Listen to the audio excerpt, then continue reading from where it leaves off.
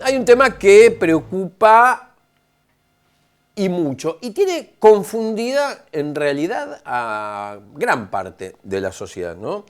Digo, se ha ido violentando cada vez más el tema robos, los hechos de inseguridad concretamente. Hay estadísticas que para el gobierno, o para Patricia Bullrich concretamente, los hechos delictivos son cada vez cometidos por gente más joven, ¿no? No sé cuáles son las estadísticas que lee Bullrich, porque no es lo que pasa en general. Vos sabés que acá nosotros habitualmente ponemos cámaras de motochorros, de robos, de hechos delictivos concretamente, y la mayoría no son menores de 13 años. Menores de 13 años que sí hemos puesto, de 14 o de 15, que roban un juguete, un caramelo.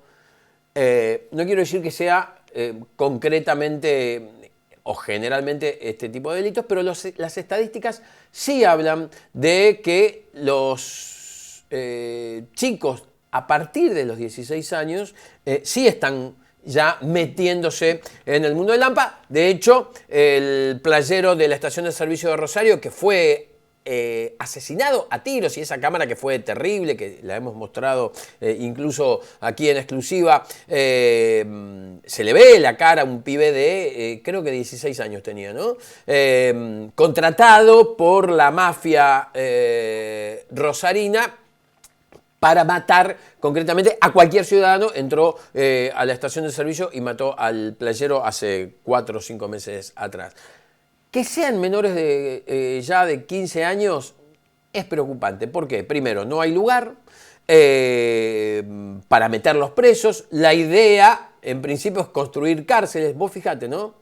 En un país, en un mundo donde faltan escuelas, un gobierno prefiere construir cárceles. No solo construir una escuela, sino hay que ir a buscar a los pibes para que vayan a las escuelas, a los clubes, para sacarlos del ambiente de la delincuencia. Yo quiero que charlemos sobre este proyecto que presentó el gobierno nacional, lo presentó Patricia Bullrich con el ministro Cunio Libarona, el ministro de Justicia, hace unas semanas atrás, y que ya entró al Congreso, con el doctor Maximiliano Maruri. Él es abogado penalista, un amigo, y quiero conocer la posición de los abogados, por supuesto, respecto a este tema, porque es preocupante. ¿Cómo estás, Pablo? ¿Cómo estás, Maxi? Es un tema realmente muy, muy preocupante y que la sociedad en muchos casos lo celebra, ¿no? Y esto es también más todavía preocupante. Recién dijiste algo muy interesante, Pablo, te estaba escuchando atentamente, respecto de dónde sale que los menores, niños y niñas de 13 años, delinquen. Mira, yo tengo acá un relevamiento nacional de dispositivos penales de la Secretaría de Niñez y de Adolescencia que se publican habitualmente. En el 2023, delitos realizados por adolescentes menores fueron 2.407. Mirá. De los cuales 1.022 fueron por menores de 16 años. Estamos hablando un porcentaje ínfimo en relación a todos los delitos y crímenes a nivel nacional, ¿no? Uh-huh. Con lo cual, ayer lo escuchaba Fernando Soto, que es parte del gobierno de Patricia Bullrich, diciendo que están, con la periodista Pancho Donel, diciendo que están creciendo. Y ella con Pacho Donel, sí, tenés razón, sí. Le preguntaba, pero ¿de dónde sacan ustedes que está creciendo? Y él, obviamente, no le daba respuesta alguna, ¿no? Ahora bien, que hay una problemática, claramente la hay. Partiendo de la base política y social y económica, ¿no? Que casi siempre con este tipo de gobiernos suele crecer y recrudecer la violencia, ¿no? Uh-huh. Y a la vez aparecen con soluciones mágicas y demagógicas, por lo menos para mí, para dar lo que se llama pan y circo, ¿no? Que en este caso, si bien para mí sí es necesario una reforma, para mí no es esta. ¿Por qué digo que es necesario? Porque nosotros desde el año 1980, de la época de la dictadura militar, donde se sancionó el decreto ley, que en ese momento obviamente no había parlamento, por eso se sancionaban decretos leyes, que aún sigue vigente, que es el régimen penal de la minoridad. que lo que establece son 3 etapas para, primero, imputar y condenar a un menor. Hasta los 16 no hay chance de que tenga un proceso penal en el cual termine condenado un menor. Pero ahora voy a hablar un poquito de eso porque es medio peligroso. Queda a disposición del juez por lo menos hasta los 21 años, pero no tiene proceso, no se sabe si fue o no fue, menos de 16 hoy en día. De 16 a 18, a 17, obviamente va a tener un proceso. Recién mencionaste el caso de este chico que asesinó a un playero. Sí, en Rosario. Bueno, ese chico va a estar sometido a un proceso penal similar al de un adulto, pero va a ser un proceso en sí que obviamente no va a ir para que la gente entienda, no va a ir a la cárcel a los 16 años, sino que va a estar en institutos, centros especializados o de recepción, aguardando a que se expide su responsabilidad. Déjame decirte que especializado es la palabra correcta, ¿no? Porque la verdad es que no sé si es peor un instituto que una cárcel o están cabeza a cabeza, ¿no? Ahora vamos a ese tema, porque la gente cree que este chico, por ejemplo, sale. La verdad es que no. Acá el problema es el siguiente. Este chico de 16 años, cuando se decrete su responsabilidad, es decir, si fue o no fue, a posteriori, que cuando cumpla los 18, va a tener que cumplir la condena. Que en este caso, obviamente, tenemos un homicidio doloso de 8 a 25 años, ¿no? Pero el problema está en que cuando cumple 18, los jueces tienen 3 facultades. O hacerle cumplir la totalidad de la condena, siempre y cuando se haya acreditado la responsabilidad en el hecho. En el caso de Rosario es muy evidente, ¿no? O absolverlo, porque entiende que no tenía la madurez emocional al momento de cometer el hecho. Y siempre en estos casos no sucede porque hay presión social y terminan condenándolos, ¿no? O reafirmándolo después la condena que vaya en cana. Pero pueden reducir la condena a 1/3 o la mitad. Y ahí creo yo, por eso la gente dice, mató, estuvo 10 años, 9 años preso y salió. Y la verdad que sí, a los que tienen 16 a 17 años que cometen ese tipo de delitos mayores a 2 años, todos los delitos que son escarcelables, entran y salen, esa es la realidad. Todos los delitos que ellos, injuria, amenazas y demás, entran y salen porque así está estipulado en esta ley que viene de 1980. Lo que plantea Javier Milei es bajar la edad y la imputabilidad. Patricia Bullrich, es decir, considerar a los niños y niñas de 13 años como que tienen la capacidad y conocen la criminalidad del acto, que tienen discernimiento, intención y voluntad a la hora de adelante. Lo cierto es que se estarían ocupando y legislando sobre, del año pasado, el relevamiento 1022 menores de 16, en un país que obviamente tiene muchos delitos, pero por adultos y por también jóvenes, no por esta franja etaria, por así decirlo. Por lo cual, para mí, vos recién mencionaste que la importancia de los centros de recepción y alojamiento de estos menores, que no funcionan, porque, es decir, salen peor. Y imagínate si sometemos a niños de 13 años a ese sistema, Pablo. ¿Cómo se reinsertan? ¿Cómo se reinsertan? O sea, yo lo miro del lado social. Este sujeto cometió un delito, lo enviamos a un proceso penal con todo lo que eso implica psíquicamente. Y encima después los retenemos en estos centros de recepción para que después, no sé, acá el proyecto habla de 20 años de máxima, ¿no? Para que después salga. ¿Cómo lo recibimos como sociedad? ¿Recibimos a alguien mejor o a alguien con la capacidad de delinquir aún mucho más? Y siendo aún joven, porque no va a cumplir, fíjate que la máxima es 20 años, te imaginarás cómo terminará siendo, ¿no?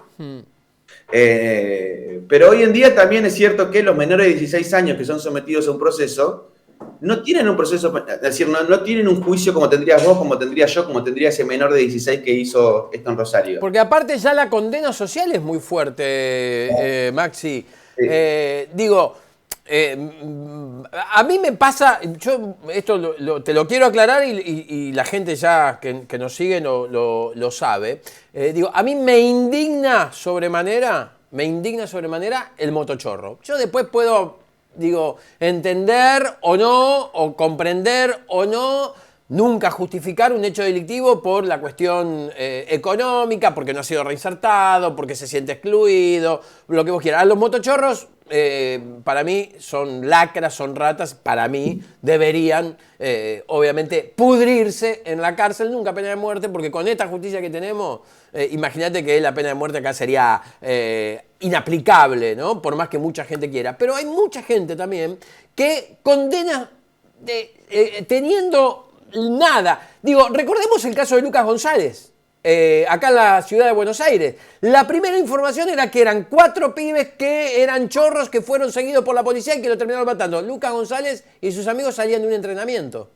Literal. Bueno, ahí tenés, por un lado, como dijiste vos, los medios de comunicación, claro, bajando a la justicia la estigmatización o estereotipación del sujeto llamado delincuente, ¿no? Lucas tenía una remera de fútbol, era morocho, y no quiso frenar ni siquiera ante un patrullero. En ese caso no quiso frenar frente a un auto que desconocía y no estaba identificado como tal. Exactamente. Y aún así lo asesinaron, que esa es la realidad, ¿no? Exactamente. Y respecto de los motochorros, sí, es una conducta que en los últimos años fue increciendo, atento a la modalidad, ¿no? Obviamente el delito siempre crece más, y esto está estrictamente en los relevamientos de crímenes y delitos en Argentina, que siempre están publicados por la Corte Suprema de Justicia de la Nación. Siempre que ves un modelo económico que oprime y que genera violencia social en términos de baja escolaridad, bajo financiamiento en las escuelas, bueno, en definitiva, todo lo que estamos viendo hoy, aunque no lo queramos aceptar, siempre crece la violencia. Y la decisión de bajar la edad a 13 va a hacer que no solo que tengamos la violencia que tenemos, sino que se reproduzca, y cuando salga ese menor, si no están las condiciones, porque también quiero ver qué dice el proyecto en cuanto al presupuesto o las partidas que se van a destinar a estos centros donde serían supuestamente detenidos o aprendidos. Porque yo no veo un gobierno preocupado por la minoridad en la escuela, menos va a estar preocupado por un menor que supuestamente delinquió. Insisto, ¿no? Con lo mismo, Maxi. O sea, están más preocupados en abrir cárceles que abrir escuelas, ¿no? Sí, pero eso siempre fue un eslogan. Fue un eslogan desde siempre. Un ejemplo que yo siempre digo es el de Giuliani en Estados Unidos. En Nueva York, sí. En Nueva York, que el eslogan era algo similar a esto, ¿no? Tolerancia cero, bueno. Pero en definitiva, después a Giuliani se le fue dando los números, pero casualmente el delito iba bajando en la medida que había pleno empleo, en la medida que los salarios estaban a la orden del día creciendo, en la medida que había ocupación en términos del financiamiento de las instituciones escolares y demás. No es que, pues si no, esto es muy fácil, Pablo, mañana te toca a vos o a mí ser ministro de Seguridad o ocupar el cargo que fuere, listo, solucionamos el problema, bajamos la edad de imputabilidad al momento de la concepción, o sea, una locura, ¿no?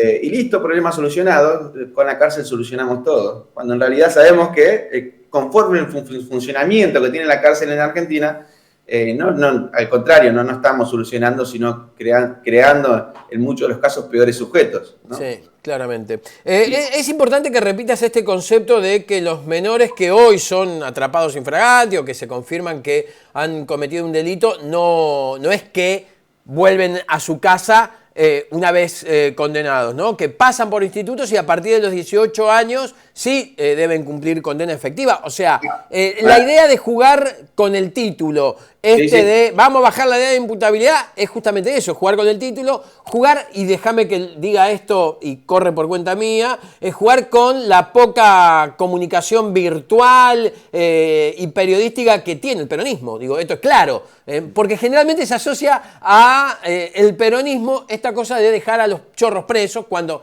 es la justicia la que decide esto, y es muy importante que esto se entienda. Digo, pasó en la pandemia. ¿Quién liberó a los presos condenados por la pandemia? Fue la justicia. La gente que dijo, fue en el gobierno de Alberto, fue en el gobierno de Kicillof. Y no lo saben comunicar, no saben explicarlo. Y lo digo desde el peronismo, concretamente. Digo, no saben cómo encarar un medio de comunicación para aclarar esta situación. Y la derecha, obviamente, se hace un festín con todo esto. Sí, claramente hay que aclarar, de 16 a 17 años, él pasa por un proceso penal, es juzgado, después la condena la cumplirá siempre y cuando sea un delito de 2 años para arriba. Claro. cuando cumpla los 18, eventualmente la cumplirá si el juez de ejecución lo ordena, pero siempre en un tercio o la mitad de lo que de ese delito establecido en el Código Penal. De 16 para abajo no son imputables, es decir, no son sujetos que estén tendientes a analizar su capacidad jurídica a la hora de realizar el acto, es decir, no son punibles tampoco, obviamente, porque hay que diferenciar la imputabilidad de la punibilidad. La imputabilidad es que yo conocía lo que estaba haciendo, ¿no? Menores de 13 años, obviamente se entiende que no, de 16 años hoy en día. Y la punibilidad es, por ejemplo, los de 16, si bien son menores, o 16 a 17, igual son capaces de cumplir la condena posterior de 18. El problema acá es que en Argentina actualmente tenemos los menores de 16 años, 14, 15, que no tienen ningún proceso, es decir, entran en conflicto con la ley penal y no hay un proceso para saber si fueron o no fueron culpables de lo que supuestamente se le dice que hicieron, salvo los delitos infraganti, ¿no? Agarró un arma pero me refiero a otro tipo de delitos donde se tiene que discutir la responsabilidad. No hay un proceso, con lo cual quedan bajo la tutela de un juez que puede retenerlo hasta no sé cuándo. Es decir, y siempre que el Estado intentó tutelar, no siempre salió bien, analizando un poco. Y que es cierto que si son menores y cometen delitos, tienen que tener un castigo. Ahora, ¿dónde lo vas a meter? Si no hay cárceles, si no hay institutos que sean respetados. Yo vuelvo a este tema recurrentemente en esta charla porque digo... no lo puedes meter con los videos que estábamos viendo recién mientras charlábamos. Por ejemplo, en la cárcel de Ituzaingó, por ejemplo, en la cárcel de Seiza, por ejemplo, en la cárcel de Devoto, por ejemplo, en la cárcel de Marcoma, porque salen peores de verdad. O sea, no se reinsertan. Es muy difícil que un pibe de 14 años condenado a 20 años de prisión, que es la máxima condena que puede recibir, imagínate, entra con 14 y sale con 34. La adolescencia entre delincuentes.